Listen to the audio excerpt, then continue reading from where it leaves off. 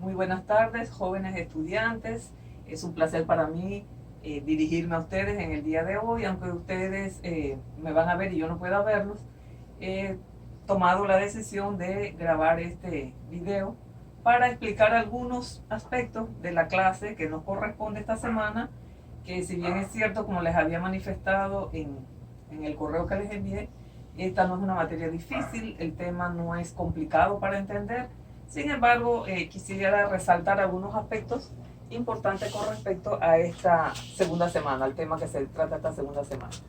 Esta segunda semana vamos a hablar un poquito de lo que son riesgos. ¿Por qué es importante hablar de riesgos? Porque se supone que ustedes en algún momento de su vida van a necesitar, o como farmacéuticos que van a hacer, van a estar vamos a decir, van a tener la oportunidad de trabajar en algún laboratorio, ya sea de control de calidad, un laboratorio farmacológico o algún laboratorio químico o biológico, donde ustedes puedan poner en práctica todo lo que ustedes aprendieron durante la universidad y que quizás vayan a desarrollar como una forma de vida. Primeramente vamos a hablar sobre lo que son riesgos. Yo les aconsejo que a medida que vamos tratando el tema, o sea, que ustedes van viendo el video, tengan a mano o estén, si pueden de alguna manera, ver los apuntes que les he enviado, ¿verdad? Para que vayan analizando lo que estamos hablando con respecto a lo que está escrito en esos apuntes. Yo los tengo aquí en la mano porque es más sencillo y toma menos tiempo el video si yo voy resaltando los aspectos más importantes que están en esta guía. Primeramente, la definición de riesgo. Es muy importante conocer qué significa riesgo.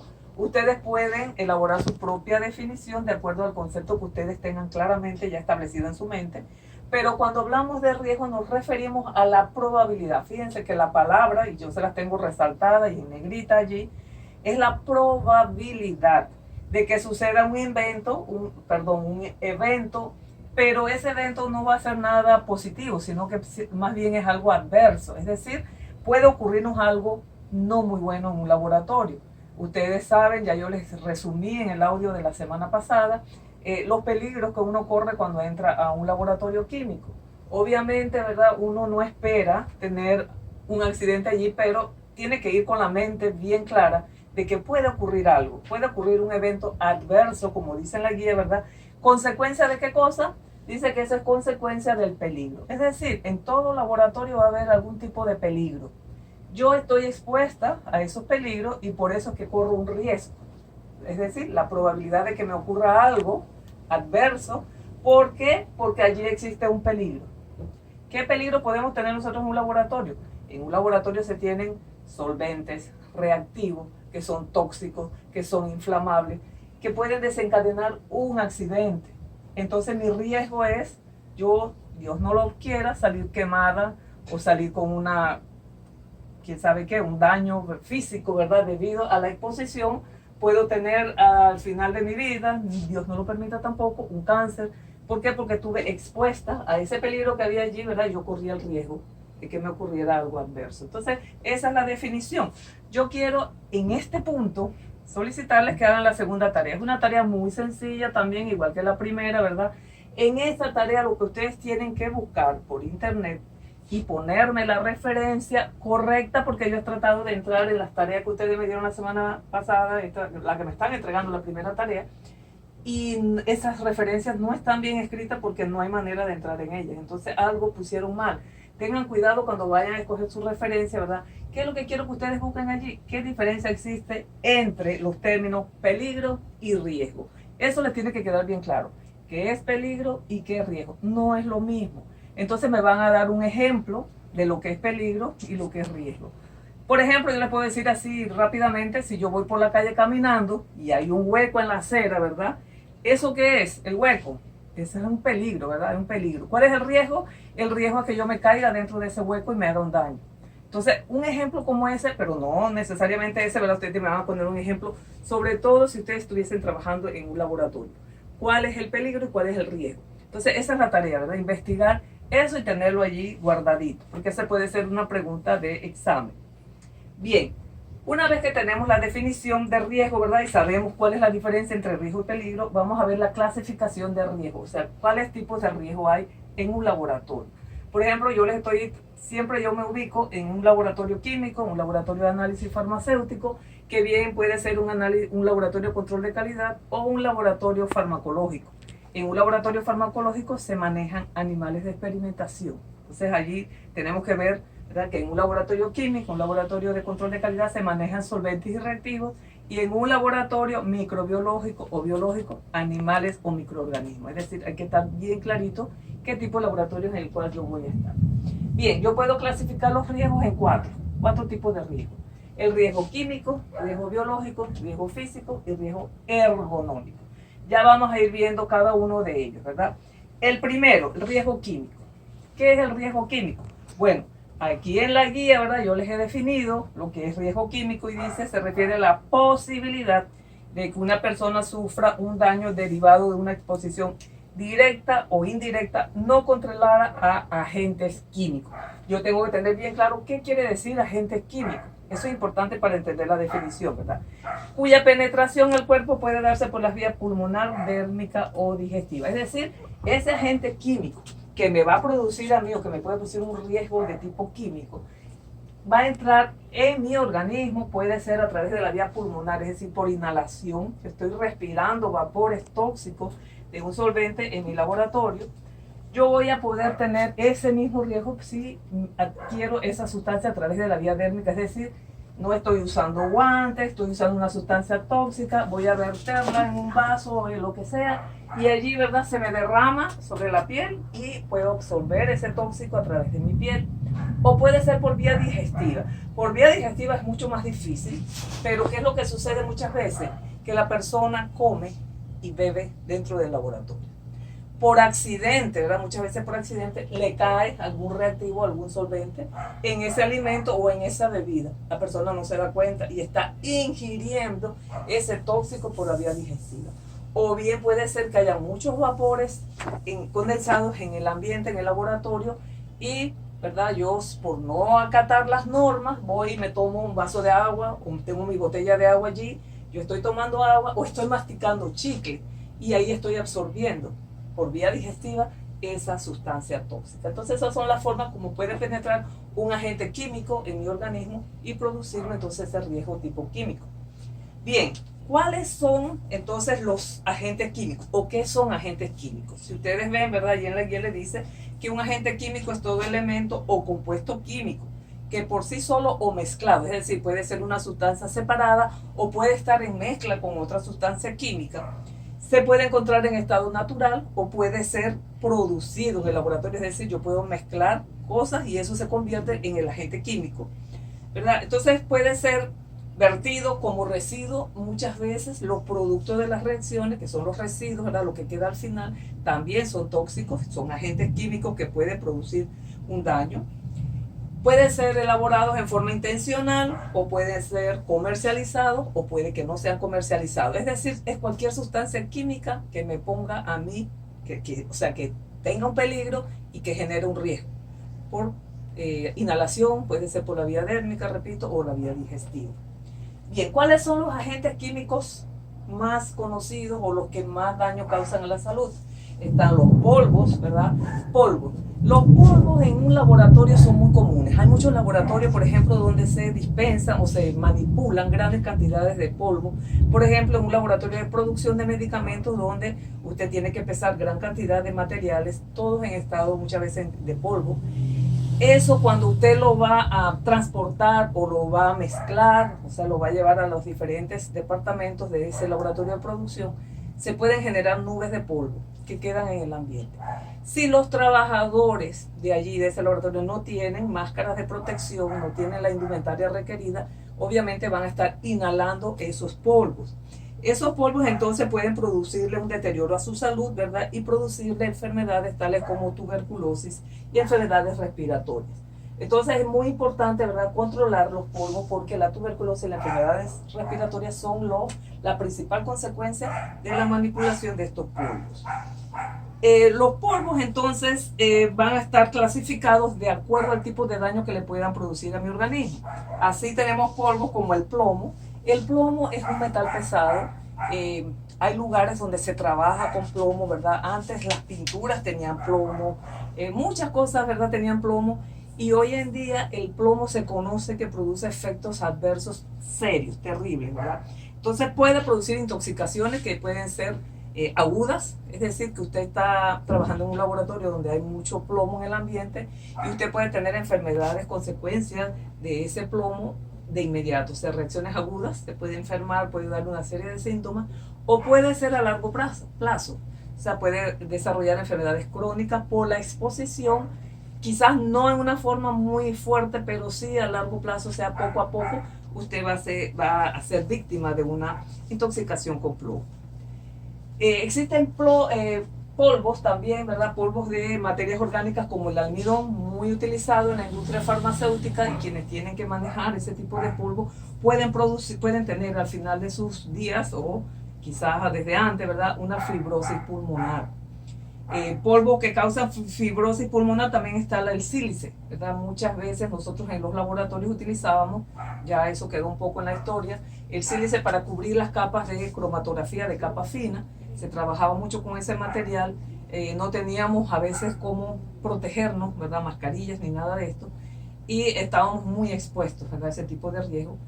Hoy en día ya eso se ha superado porque ya las placas de cromatografía prácticamente vienen cubiertas, no tiene que trabajar en el laboratorio ponerse a preparar esas placas y ya se maneja menos el sílice, por lo tanto se ha disminuido los casos de fibrosis pulmonares en trabajadores de los laboratorios. Existen polvos como los cromatos que tienen un efecto muy irritante sobre los pulmones y que pueden producir cáncer a la larga. También hay ciertos polvos que producen fibrosis pulmonar mínima, o sea, son menos peligrosas que las que produce el sílice, por ejemplo. Y entre esos polvos están el carbón, el hierro y el bario. Entonces, estos son polvos que pueden producir daños a nuestra salud.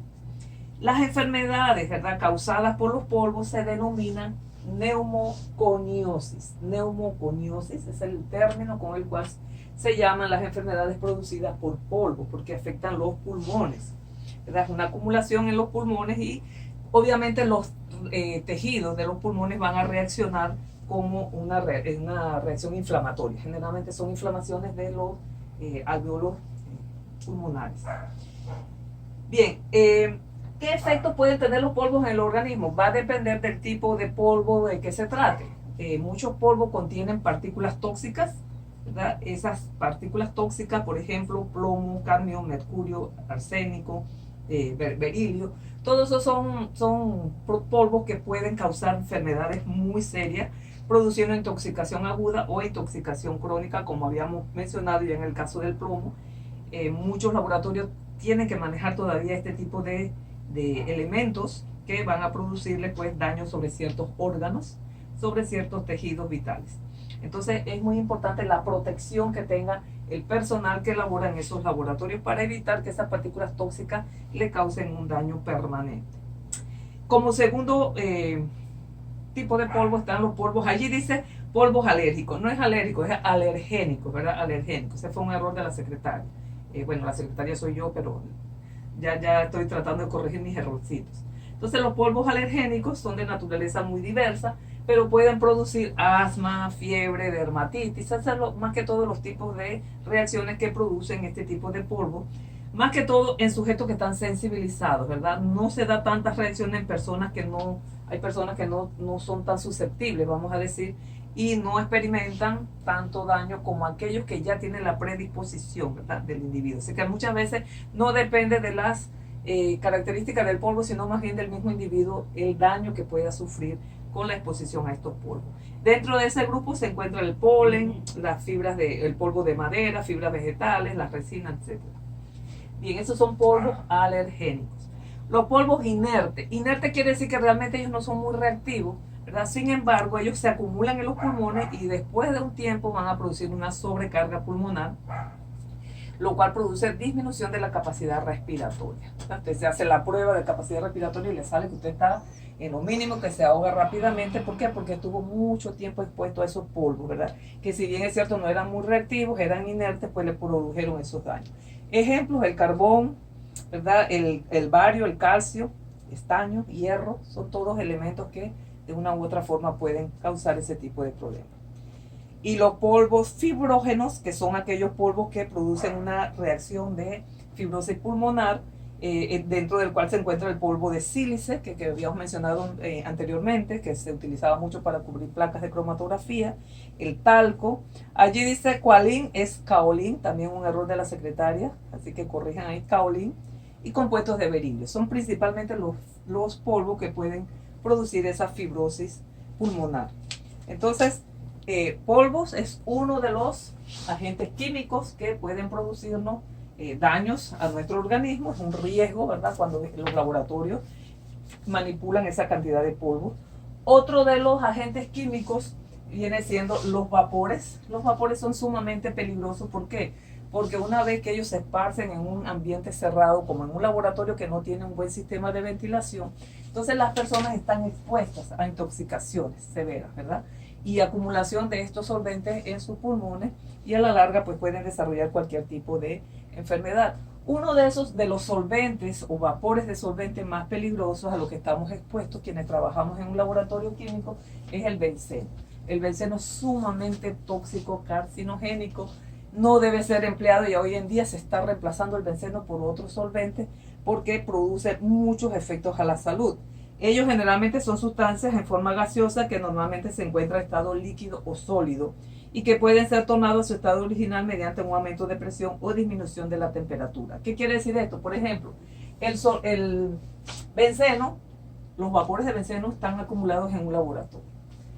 Supóngase que la temperatura, eso fue ¿por qué? Porque la temperatura estaba elevada. Vamos a suponer que el recipiente no estaba bien cerrado, hacía mucho calor, se empezó a evaporar ese solvente que es líquido originalmente.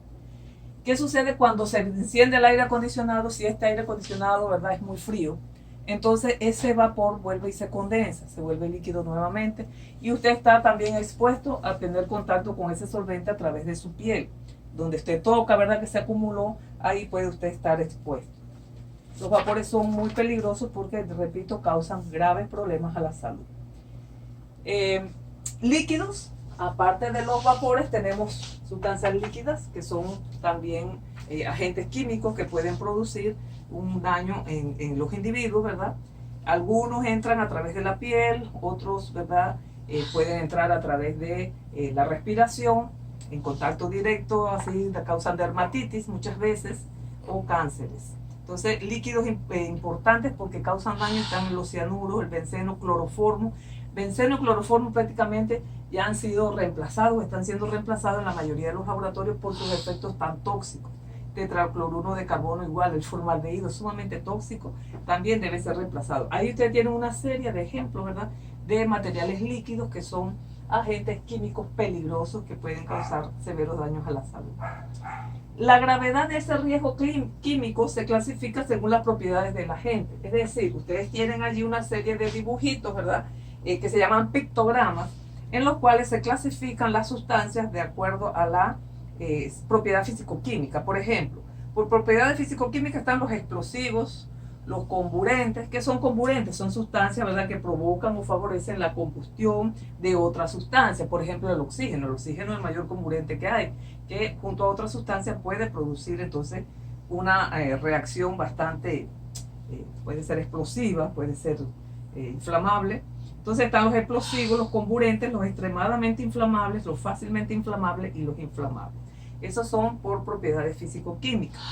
Pero la gravedad del riesgo químico también puede clasificarse por sus propiedades toxicológicas. Es decir, ahí ustedes van a encontrar solventes o reactivos que son muy tóxicos, nocivos, corrosivos, irritantes y sensibilizantes. Y para explicarle un poquito lo que son sensibilizantes, allí les puse, ¿verdad?, la explicación abajito, ustedes lo pueden leer, porque los sensibilizantes pueden ser la sensibilización, es decir, la hipersensibilidad que la persona pueda recibir por parte de esta sustancia, puede ser por inhalación o puede ser por contacto con la piel. O sea, la persona se vuelve hipersensible con este tipo de agente y por eso se conocen como sensibilizantes y están dentro de la categoría, ¿verdad?, de propiedades toxicológicas. También tenemos aquellos grupos de sustancias que causan daños por sus efectos sobre la salud. ¿Cuáles se clasifican como agentes que causan daño por efectos sobre la salud? Carcinogénicos, mutagénicos y tóxicos para la reproducción. Esa es la categoría. La otra, por sus efectos sobre el medio ambiente, hay sustancias que son peligrosas para el medio ambiente y tienen su pictograma bien característico. Allí ustedes lo van a ver ya en la clase número 4. Les voy a enviar un material para que ustedes vean cómo han cambiado los pictogramas de seguridad. Es decir, ese cuadradito de fondo anaranjado con las figuritas en negro ha cambiado, ¿verdad?, por un rombo. Prácticamente las figuras de adentro se mantienen, se incorporaron algunas nuevas, se mantienen las mismas, pero ahora se clasifican, se ponen como un rombo con los bordes rojos en un fondo blanco. Eso ha cambiado. Como resumen de riesgo químico, allí les puse una pequeña diapositiva, ustedes la pueden leer, lo que dice que es el riesgo químico, ¿verdad? Ahí hay algunas figuritas ilustrativas, así que ese es como un resumen de lo que hemos visto hasta aquí. Bien, segundo tipo de riesgo están los riesgos biológicos. Los riesgos biológicos, ¿verdad? ¿Qué quiere decir? Allí, cuando hay riesgos biológicos, hablamos o nos imaginamos inmediatamente un laboratorio, ya sea microbiológico, un laboratorio farmacológico, un laboratorio de biología, donde se trabaja con animales de experimentación o con microorganismos, ¿verdad? Dice, los contaminantes biológicos son seres vivos con un determinado ciclo de vida que al penetrar dentro del ser humano ocasionan enfermedades de tipo infecciosa o parasitaria. Quiere decir, ¿verdad?, que en ese laboratorio pueden estarse manipulando parásitos, también parásitos, bacterias, todo tipo de microorganismos. Así que vamos a ver riesgos biológicos.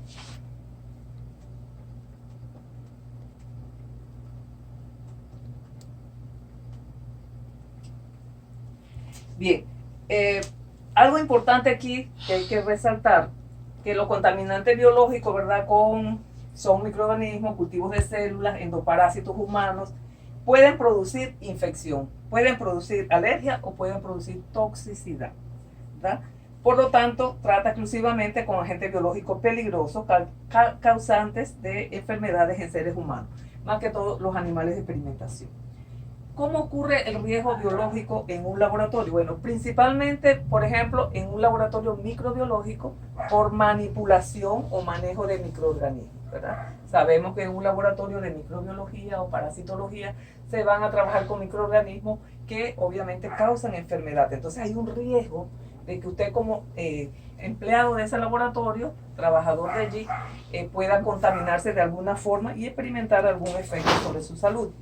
Entonces el contacto con los animales de experimentación, llámese rata, cobayo, lo que sea que se utilice, ¿verdad? A veces gatos, perros, conejos, todos estos animales, ¿verdad?, pueden producirle una infección o cualquier tipo de problema.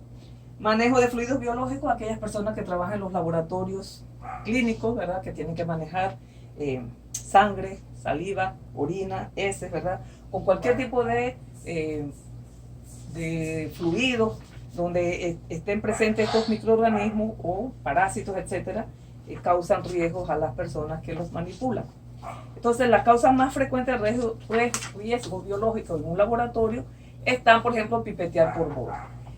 No se concibe hoy en día que nadie utilice la pipeta por la boca para pipetear nada, ¿verdad? Hoy en día existen las bombas de succión, las perillas por las cuales usted puede utilizarlas para no exponerse, ¿verdad?, no exponer su salud. Pero si no se permite en un laboratorio químico, mucho menos en un laboratorio biológico, por favor, ¿verdad? Pipetear por boca es la peor práctica que se puede llevar a cabo en un laboratorio. Inoculación accidental por jeringa. Si usted está trabajando en estos laboratorios inyectando animales o está extrayendo fluidos biológicos de personas que están enfermas, usted corre el grave riesgo, ¿verdad?, de inocularse accidentalmente, un pinchazo, ¿verdad?, con esa aguja y puede quedar contaminado. Si se corta con material de vidrio contaminado, sea algo, ¿verdad?, se ha roto en ese laboratorio donde había una muestra clínica, una muestra médica, sangre, cualquier fluido, ¿verdad?, de esto que esté contaminado, usted se corta con ese material, usted también está en riesgo de sufrir un problema grave de salud. Mordeduras de animales de experimentación. A veces la gente no es muy práctica manejando estos animales, ¿verdad? Tiene que inyectarlos, hacer cualquier cosa con el animal, no lo sabe manipular adecuadamente y este animal le causa un rasguño, ¿verdad?, una mordedura. Eso es serio, eso hay que tratarlo inmediatamente, hay que llevarlo al médico, ¿verdad?, y tomar las medidas respectivas para evitar cualquier daño futuro. salpicaduras o derrames de cultivos patológicos. Muchas veces, ¿verdad? Los técnicos que trabajan con estos materiales tienen, ¿verdad? Están expuestos a que se les salpique, se les derrame cualquiera de estos cultivos, ¿verdad? Que están llenos de microorganismos o parásitos, etcétera, y pueden ser afectados seriamente su salud. Entonces ahí ustedes tienen un cuadrito, ¿verdad? También donde se resume lo que es un riesgo biológico. Tienen algunas ilustraciones allí que les permite identificar cuáles son los riesgos de tipo biológico. Entonces ahí dice, ¿verdad?, que se trata de hongos, virus, bacterias, parásitos, contenidos en fluidos biológicos o en mucosa. También el instrumental contaminado con toda esta manipulación también entra como riesgo biológico. Bien, el riesgo físico, que es el siguiente tipo de riesgo físico, se refiere entonces a las condiciones ambientales del laboratorio. En un laboratorio todas las condiciones ambientales deben ser bien controladas para evitar que las personas que trabajen allí se expongan demasiado, ¿verdad? Y puedan tener a lo largo de su vida trastornos de todo tipo. Por ejemplo, el ruido. El ruido es uno de los factores físicos, ¿verdad?, que hay que tener en cuenta para la salud de las personas que trabajan en un laboratorio. En nuestro laboratorio farmacéutico es raro encontrar que los laboratorios sean ruidosos, muy poco. Puede ser que haya algún equipo que cuando funciona, ¿verdad?, cause ruido, y eso, bueno, puede afectar un poco la salud de la persona, pero hay personas que trabajan en otros ámbitos donde están expuestos constantemente al ruido y eso les provoca pérdidas auditivas, por ejemplo, alteraciones psíquicas, la persona anda angustiada, irritable, ¿verdad? Cualquier bulla lo altera, puede tener cefaleas e inclusive puede tener aumento de la presión arterial. Así que los ruidos excesivos en un lugar de trabajo, y aquí estamos hablando en general, ¿verdad? Riesgos en general, yo me refiero más que todo a los riesgos en el ámbito nuestro, farmacéutico, pero también aquí están incluidos en otros tipos de trabajo. Las presiones, bueno, nosotros aquí en Panamá trabajamos prácticamente al nivel del mar, no tenemos diferencias de presiones, pero hay lugares en el mundo que son muy elevados o lugares muy bajos. Quizás el tipo de presión que haya en los laboratorios o en el lugar de trabajo de la persona pueda causarle algún tipo de problema. Nosotros en ese sentido pues no tenemos ninguna dificultad. Temperatura y humedad, hay parámetros, estos parámetros deben ser bien controlados, ¿verdad? Por ejemplo, si yo trabajo en un laboratorio donde todo el día tengo encendida una mufla o varias muflas, hornos, ¿verdad? Yo voy a estar trabajando en un ambiente muy caliente y esto puede a la larga causarme algún problema de salud, sobre todo si yo salgo y las condiciones ambientales son diferentes a las de mi laboratorio. Si hay cambios de temperatura, pueden afectar mi salud. O puede ser lo contrario, ¿verdad? Que hayan equipos, esté trabajando con equipo que genera mucho frío, entonces yo estoy todo el día expuesto al frío, salgo al calor y también puedo tener efectos adversos. En un laboratorio de control de calidad, por ejemplo, los espectrofotómetros son aparatos que generan calor, igual que los hornos, las muflas, estufas, ¿verdad? Y puede haber baños refrigerantes y neveras que también tienen el efecto contrario. La iluminación, puede ser que mi laboratorio tenga o mucha luz o muy poca. Las dos son malas, ¿verdad? Eso tiene que regularse porque mucha luz puede afectar también, producir muchos problemas de agudeza, pérdida de la agudeza visual, errores por deslumbramiento. Yo puedo cometer errores, puedo hasta leer mal, ¿verdad? No ver bien porque hay demasiada luz y puedo confundirme. O puede ser que sea deficiente, entonces yo no vea ciertas cosas y pueda tener un accidente, ¿verdad? Un tropiezo. Sobre todo las escaleras, si hay escaleras en ese laboratorio y yo no veo bien, entonces ahí puedo tener un accidente. También está el problema de las vibraciones. En nuestro laboratorio de análisis, por ejemplo, en la facultad, notamos que el laboratorio vibra cuando pasan los autobuses a alta velocidad por la vía transísmica. Esto genera un poco de angustia, muchos estudiantes piensan que son temblores que están ocurriendo, ¿verdad? Y tratan de salir huyendo. Entonces, las vibraciones en un laboratorio pues no son buenas. Y sobre todo los equipos que no están muy sujetos, muy fijos, pueden experimentar problemas, ¿verdad? Porque se descalibran. Las radiaciones que pueden ser ionizantes como los rayos X, hay muchas personas en el área de salud que están expuestas a rayos X, los radiólogos, etcétera, ¿verdad? Ellos pueden tener, a veces, recibir dosis de estos rayos que pueden ocasionarles daño. Las radiaciones no ionizantes, que las que usamos nosotros en el laboratorio, la ultravioleta, la infrarroja. La ultravioleta hemos muchas veces visto estudiantes que miran, por ejemplo, una lámpara ultravioleta para detectar manchas en un cromatograma y miran directamente la luz de esa lámpara. Eso es muy malo porque pueden tener problemas serios de conjuntivitis, le van a irritar los ojos, puede tener inflamación de los tejidos, ¿verdad? Y toda esa situación. Entonces no hay que estar mirando las lámparas ultravioletas, ¿verdad? Porque eso hace daño a la vista. Igual la exposición a la radiación infrarroja causa cataratas, ¿verdad? En los ojos, así que tampoco estar mirando las luces de esos aparatos directamente. La radiación láser también puede ser una de las radiaciones que causa problemas, microondas de radiofrecuencia que nosotros no utilizamos. También temperaturas extremas, frío o calor, también puede afectar, ¿verdad?, las condiciones laborales. Hay otros daños, o vamos a decir, efectos de tipo físico, como son las cortaduras con material de vidrio, que puede ocurrir a menudo. Una pipeta rota, usted está poniéndole la propipeta, se quiebra la pipeta y usted se corta, o cualquier otra manipulación que le cause una cortadura. Congelaciones, baños o cuartos fríos, no en el área nuestra, pero en otras industrias, en otros lugares. Hemos escuchado accidentes de personas que se quedan encerradas en un cuarto frío por accidente, se quedan allí y mueren congelados. Así que esas son situaciones, ¿verdad? Hay un peligro y hay el riesgo, ¿verdad?, de que usted se quede encerrado allí. Quemaduras con baño caliente, que ha ocurrido mucho, ¿verdad? Personas que trabajan en un laboratorio y que tienen que estar calentando agua, tienen estufas o autoclaves, o están manejando cualquiera de estas, pues a veces con mechero están calentando agua, se voltea el trípode, ¿verdad? Y el agua caliente cae sobre la persona. Esos baños calientes, todo eso son riesgos, ¿verdad? A lo que uno está expuesto, accidentes pueden ocurrir. Y el último tipo de los riesgos que ocurren son los ergonómicos, ¿verdad? El riesgo ergonómico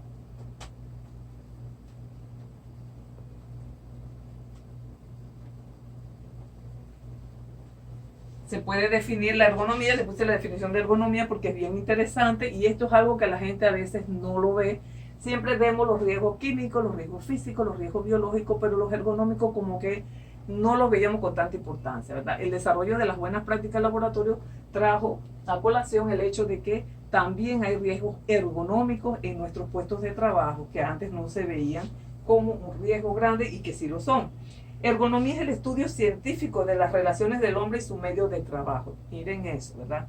Es decir, es la disciplina que se encarga del diseño de los lugares de trabajo, las herramientas y tareas, de modo que coincidan con las características fisiológicas, anatómicas, psicológicas y las capacidades de los trabajadores que se verán involucrados. Fíjense todo lo que abarca las características psicológicas también. Antes nadie pensaba en lo psicológico, el daño psicológico. Todo el mundo pensaba solamente en el daño físico. El daño mental aquí, ¿verdad?, entra en ergonomía. Bien, entonces la ergonomía estudia el espacio físico de trabajo, ambiente térmico. Fíjense que aquí los factores físicos también entran en juego. Ambiente térmico, ruidos, vibraciones, postura de trabajo. La postura de trabajo es de los principales efectos, ¿verdad?, ergonómicos a los que estamos expuestos.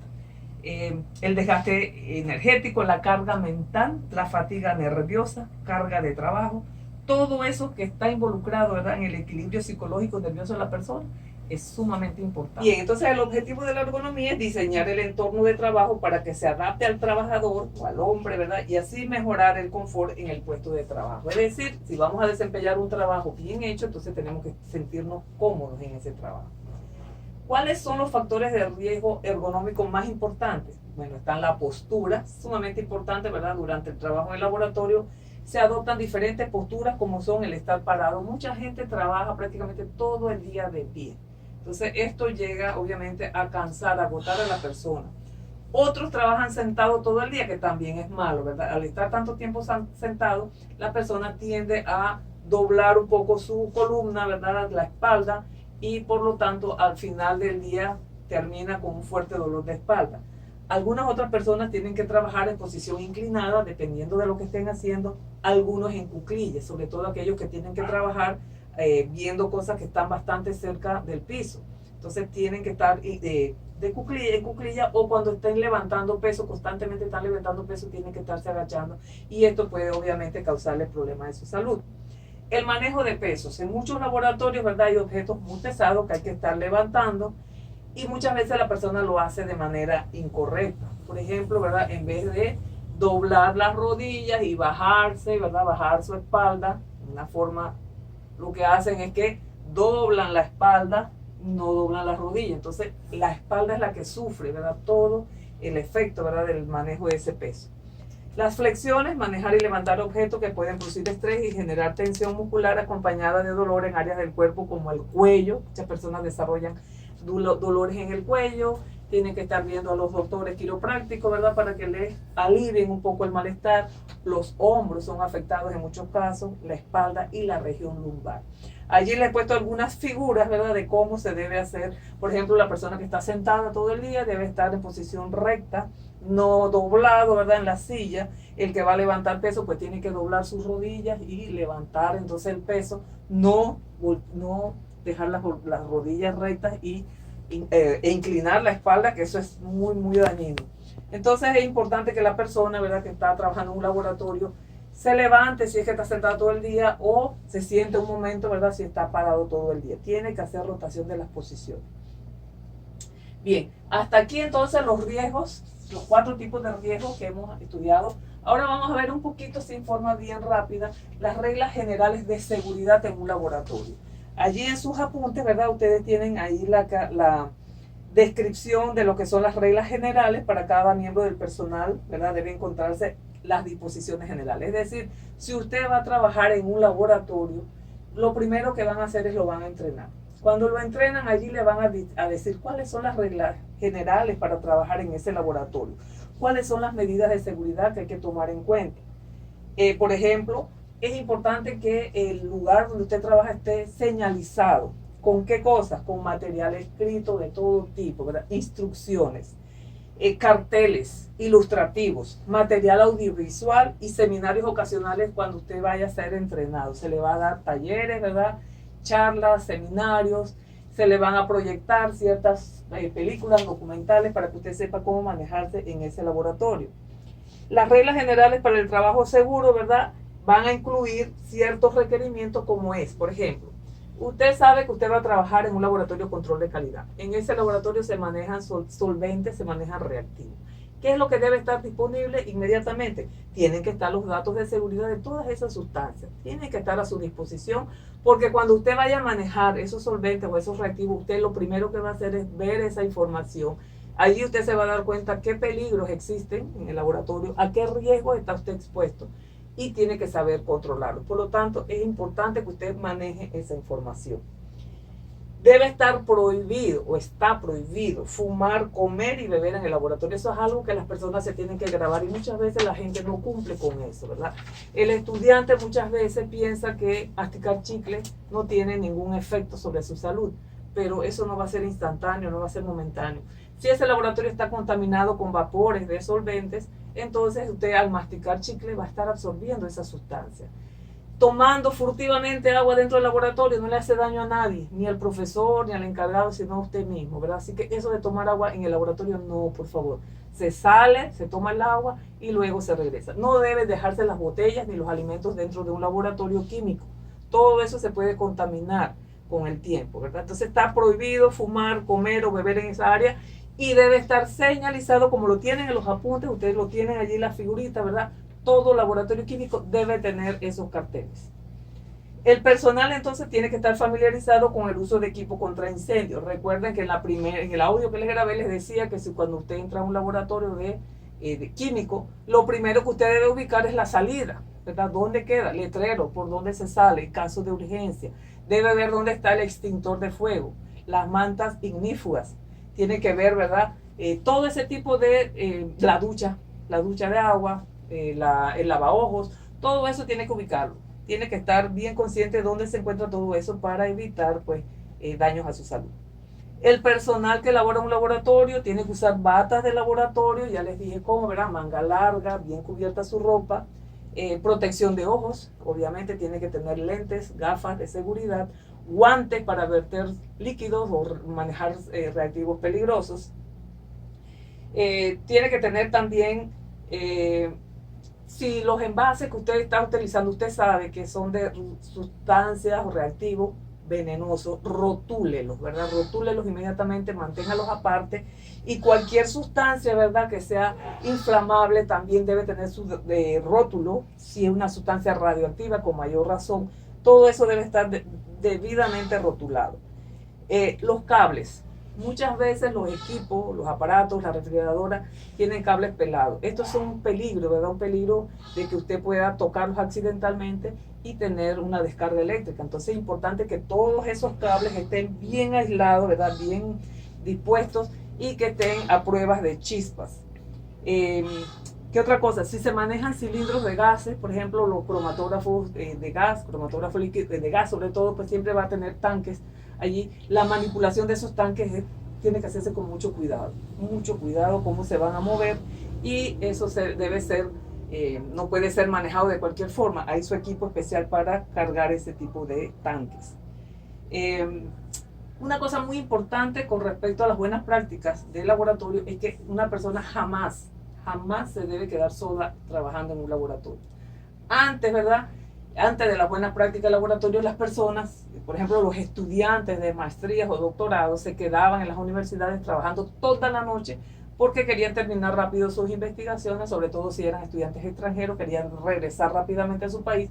Entonces trabajaban toda la noche solos.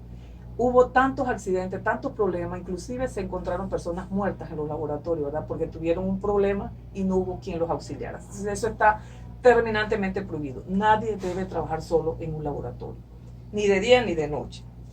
Se debe proporcionar los materiales de primeros auxilios. Todo laboratorio tiene que tener su botiquín de primeros auxilios. El personal debe ser entrenado en dar estos primeros auxilios. Si hay dos personas trabajando en un laboratorio y una tiene un problema, la otra debería poder auxiliarla, debe conocer.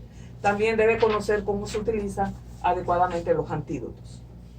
La ropa tiene que ser ropa protectora, como les había dicho, ¿verdad? Protección de ojos, guantes deben ser utilizados.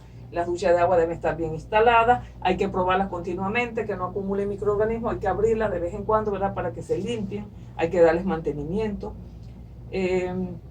Los productos venenosos tienen que ser rotulados, como les había dicho, ¿verdad? Sin embargo, el que uno diga venenoso y el otro no diga, no quiere decir que el que no dice venenoso no es peligroso. No hay que tener confianza solo porque ahí no dice que es venenoso. O sea, todos los productos químicos son peligrosos. Hay que evitar entonces exponerse a tocar innecesariamente reactivos, solventes y estar en contacto con los vapores. Eso uno, cuando entra en un laboratorio, debe fijarse. Uno siente inmediatamente el olor. Si uno lo siente, debe reportarlo o ver qué se puede hacer, porque ahí, si están emanando vapores, es porque hay algo que no está bien cerrado. Evitar el uso de carcinógenos y mutágenos, ¿verdad? Son solventes que se utilizaban antes mucho y que hoy en día ya se sabe que producen cáncer y deben ser reemplazados. El objetivo, dice, debe ser siempre el reemplazo de solventes y reactivos tóxicos por materiales menos tóxicos. Eso hoy en día está llevándose a cabo. Ahora se está reduciendo la cantidad de laboratorios o de experimentos que se hacen con esos solventes tóxicos. Y por último, ¿verdad? Para terminar ya con esta clase, están las precauciones para el trabajo con animales. Repetía, ¿verdad?, de que muchas veces nosotros en un laboratorio de farmacología, por ejemplo, un laboratorio microbiológico, biológico, tenemos que estar trabajando con especies animales. Sobre todo en un laboratorio de farmacología, por ejemplo, es importante que se utilicen guantes cuando se va a manipular los animales. ¿Por qué? Porque puede evitar el contagio de algunas infecciones que ellos le puedan transmitir. Hay que saber cómo agarrar un animal de esto, ¿verdad?, que va a ser utilizado en los experimentos. A veces la gente está nerviosa, el animal también está nervioso, no lo manipulan adecuadamente y el animal les causa heridas, ¿verdad? El animal asustado, obviamente, se les abalanza, y si usted también está asustado, ¿verdad?, y se lo demuestra, pues le puede hacer daño. Así que hay ciertos implementos que se pueden utilizar para manejar en forma más segura a los animales. Entonces, nada de hacer movimientos bruscos cuando va a agarrar ese animal, sino que hacerlo con suavidad. Lo toma con seguridad, no le causa incomodidad y verá que no hay problema. Además de eso, nunca debe colocarse un animal sobre una superficie resbalosa o inestable, porque él mismo, ¿verdad?, va a tratar de ponerse seguro y lo más probable es que le cause algún daño a usted. Así que allí al final le puse un cuadrito también donde dice precauciones para el trabajo con animales. Dice, se seguirá el programa de inmunización del personal del laboratorio. Toda persona que está trabajando con animales tiene que recibir ciertas vacunas de protección. El manejo de animales debe hacerlo personal competente, gente que sepa, ¿verdad?, que esté entrenada en manejo de esos animales. Y se recomienda trabajar con batas desechables. En el caso del trabajo con animales es preferible 1000 veces utilizar batas desechables. Y si no, ¿verdad?, la ropa que se utilice para estas actividades será lavada sin mezclarla con el área de otras áreas, es decir, tiene que lavarse aparte. Y bien, jóvenes, esto es todo con respecto a la segunda clase sobre los riesgos. Quería pues hacerle la distinción entre los diferentes tipos de riesgos.